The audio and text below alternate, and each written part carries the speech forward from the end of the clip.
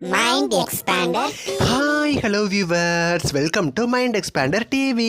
சந்தியாராகம் சீரியலில் கூடிய சீக்கிரம் நியூ சீனோட என்ட்ரி வரப்போகுது அப்படின்னு சொல்லி நம்மளுமே வீடியோ அப்லோட் பண்ணிட்டு கிட்டத்தட்ட 17,000 மெம்பர்ஸ்க்கு மேலே பார்த்துருக்கீங்க. பார்த்த எல்லாருக்குமே ரொம்ப ரொம்ப தேங்க்யூ. ஒருவேளை நீங்கள் அந்த வீடியோ பார்க்காம இருக்கீங்க அப்படின்னா லிங்க் டிஸ்கிரிப்ஷனில் இருக்குது, மறக்காமல் போய் பாருங்கள். இப்போ பார்த்தீங்கன்னா சந்தியாராகம் சீரியலோட அப்கமிங் சில ஃபோட்டோஸ் அண்ட் வீடியோஸ்லாம் பார்த்தீங்கன்னா அந்த சீரியல் நடிக்கிற ஆக்டர்ஸே ஷேர் பண்ணியிருக்காங்க.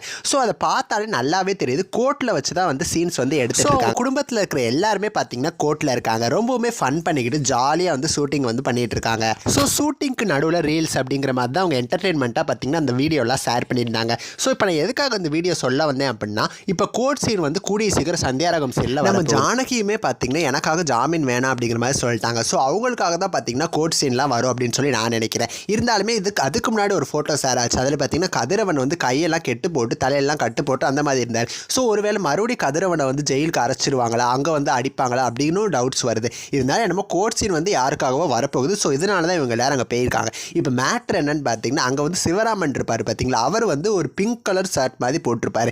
அந்த ஷர்ட் தான் பார்த்தீங்கன்னா அந்த கோர்ட் சீனை வச்சு நடிச்சிருக்காங்க.